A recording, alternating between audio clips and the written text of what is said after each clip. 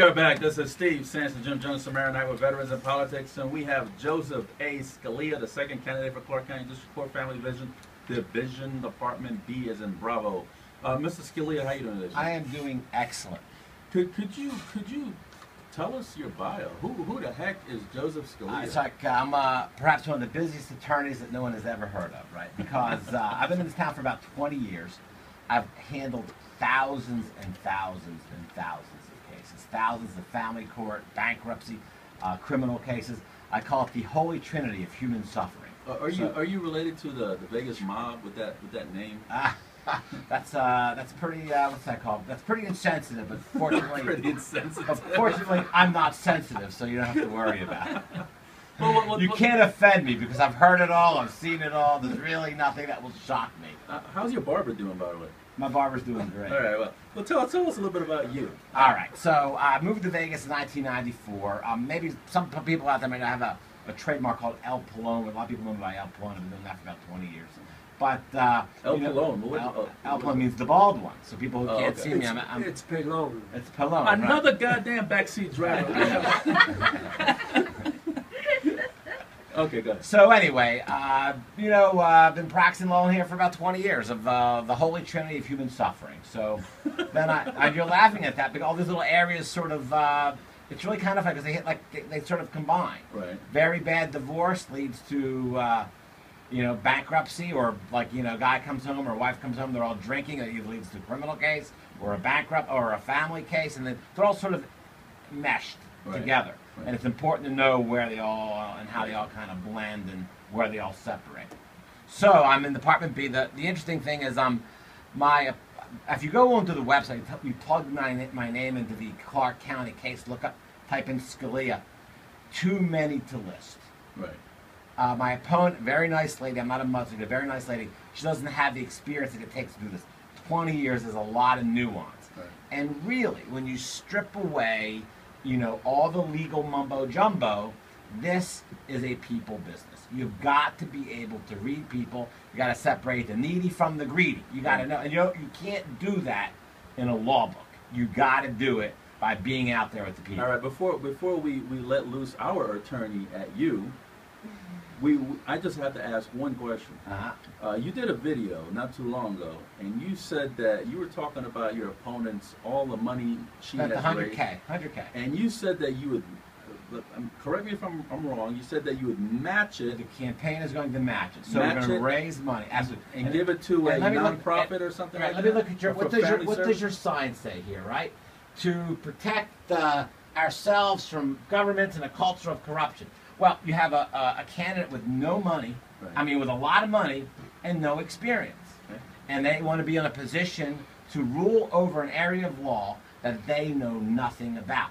And what distinguishes her between her and me is that people feel entitled, that if they have a lot of money, they can basically buy the position. And this is the case. This is a classic example. When I'm telling people, I don't need to spend $100,000 or $200,000 or $300,000 on this race. First of all, she only beat me by 3,000 votes, and I spent $0. Wow. So that tells you. So it's $100,000. She got 19,000 votes. I spent $0. I got 16,000 votes. And the difference is this: I don't need a consultant to tell me what's going on in the family. You wouldn't give me a call and ask me for some advice or nothing like that? No. Okay. Check it. Do you know anything about family law? No. You're know some dead stuff to about, me then. You know nothing. I know some stuff about other than going through it. Oh, right? I'm dead to you. See the mobness is coming out of him. So, I've been accused of a lot of things. I've never been accused of being dull, right, and not being direct. Those are my two great things. So, that's basically what's happening. Now, your organization, you told me the other day that you were sitting out of this. You weren't going to do an endorsement. Right. And I'm going to call you out on it. That's BS. You have one candidate who's got over 3,000 cases and one who has 3. Hold on. Don't start scrubbing. I'm going to call you out on it, Steve. Let me defend the organization. Now, we only endorse in the primary.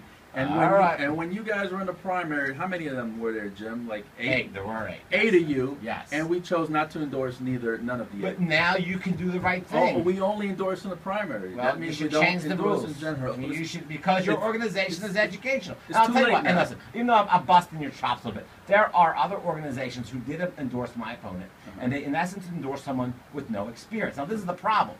is that this type of law is not banks and insurance companies fighting. These are people with kids and families and dogs and businesses that if you screw that up, the amount of work and time it takes to get that case back on track, for some people, they can never recover. That's what people have to understand. This is an important job. All right, Mrs. Scalia, let's get some questions in there. Go ahead, Samara. Okay, so I do practice family law, so I have a better, I guess, a better overview of how things work. Now, my question to you, because I feel like there's two approaches to family law as attorneys go, and I think that what an attorney does, on his day-to-day practice, and then what he becomes on the as a judge is going to be the same sort of approach or viewpoint, because you are who you are naturally, and you have a lot more control as a judge in family court than any other area. It's dealing with civil, criminal, and stuff like that. So, as an attorney, how do you deal with family cases? I mean, you have a child custody case. What is your approach? There's psychological approaches. So this is where experience comes into play, because the people that you're dealing with, they may be coming from a religious, a social, a emotional, psychological background, and everyone is different. Now, I'm going to tell somebody here things that's going to be shocking to people, but the family law is not in and of itself difficult. It is not a difficult area of law. The facts are not particularly difficult. There's only 30 variations of facts. I mean, he's a drunk, she's a drunk, they just don't get along, somebody's addicted to Vicodin. I mean, there's so many variations in this, right? And I've seen all the variations. So the answer is this. The one thing, regardless of anybody's social, economic, emotional thing that everybody has in common is money. Now, this is where I really come in, because I have a background in economics. This is what allows me to handle so many cases. When you align people's financial interests, guess what? They get along. and I tell people all the time I have what I call my little Jerry Springer moment, because sometimes I represent one person, the other person may not have an attorney. And I bring them in a little room and say, listen, you got this thing done today, but look, it's great you guys worked it out, but let me explain something to you here, right? Over the next 15, 16, 17, 18 years, you guys have got to learn to work together. Because you're working together a lot right now, that's great. But you're going to have school plays, you're going to have soccer meets, you're going to have wrestling, you're going to have car accidents, you're going to have all kinds of things. And you guys will be able to work through all of that. You don't need to come back here every 6 months and pay lawyers $3,000 a pop. And then when you get good at that, you're going to meet a new girl, and he's going to meet a new guy, and guess what? Now the new people are saying, I don't like the way she talks to you. She's such a blah, blah, blah, blah, blah. And then that owns a whole, I said, so you guys, I've been in the courthouse where I'm there with one guy. I got the couples together. So we got those all worked out. And the girlfriends and boyfriends are beep, beep, beep, beep, beep, beep. I said, hey, you guys, this has nothing to do with you. Go sit down. I got to talk to them like dogs. And guess what? They get the little sad dog face, and they go sit down. And the people whose children that it is, they learn to work together. So it's really about reading the person, assessing the person, and then, sort of getting them on. Look, that whole big thing of the 60s and 70s and 80s, go to court, wage war, all that stuff. And I will do it when it's necessary. But those are only, 10% of the cases. And that's when there's a real legal issue, like Mom and Dad gave us a house. Was it a gift to one of them, or was it a gift to the community? Those are factual type of issues that have to be fleshed out. That's not every case.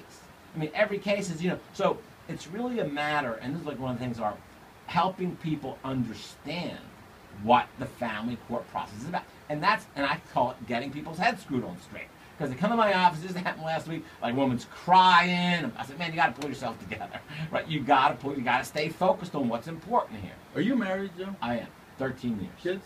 2. How old? 11 and 10. All right, go ahead, Joe. Right, so, right. Go ahead, Joe. Somebody says to me, how's your wife? I was like, she's great, she's married to me, what can be better? I just want to throw in a clarification to what you said, and it's very important, because when I was saying there's two types of attorneys. There's attorneys who just do what the client says they want, which is not necessarily in the best interest, because ultimately they say they want one thing, but they realize that eventually the process is going to hurt their child forever. Well, then if you, as an attorney, you have the ability to tell them to step back, and it's like what you were saying is that you almost counsel and coach them into what they actually I have had these conversations with people, right? And people say, I want you to this, I want you to this, I want you to this. I say, you know what? You're the client. I can do all of those things. But what you're missing is something here is this. You're only looking at the legal implication. The world does not exist in this courtroom. You got 17 more Christmases to deal with this person and their family. And if you do this, it is not going to work out in the long run. And I can explain to people sort of to get them back on the path. And that's important for a judge to understand. Yeah, my philosophy has always been this. The quicker I got my client out of that building, the less time there was for stuff to go completely off the track. And I said to them, listen, I've had people say to me, you know what, Joe, when you were my lawyer, you were the biggest jerk ever. Like, you wouldn't talk to me, you were yelling at me, but he said, you know what? 6 months later, when my case was done and everything settled down and we both got into the normal rhythm of life, my friends were still spending thousands of dollars. They were still stuck in court and the case was never ending. It's like, I realized in hindsight, you might not, I mean, you have to do certain things sometimes to get people, like, focused. I appreciate what you did to me because it was done. I get along better with my ex. My kids are doing great. That's what you kind of got to do. All right, Joe, but before Jim asks a question, I got to ask one. Right. Are you going to be taking a pay cut if you win this? I will be, yes. Because I could tell by the suit, the shoes you're wearing, you're going to be taking a huge pay cut. I'm going to tell you something really, really, really kind of funny here is this. This is a true story. I was somewhere. I've been practicing for 20 years. Got 5 minutes or 5 seconds? 5 minutes. Oh, guys, I'm fast stalker. I can't talk that fast. And so I was somewhere, and I said, you know what? I'm 50 years old. What have I done with my life? There's really nothing exceptional that I've done. I have these skills, I have these talents. What am I doing with them?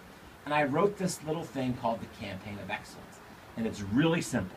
Campaign of Excellence says you begin with yourself, how you dress, how you feel, how you think, right? Excellent. If I'm going to do something, it's going to be excellent or I'm not going to mess with it. And then from there you go to your relationship with people, your relationship with your family, your spouses, even your exes, your children. Then you expand out to your community, your neighborhood, your government, your in-laws.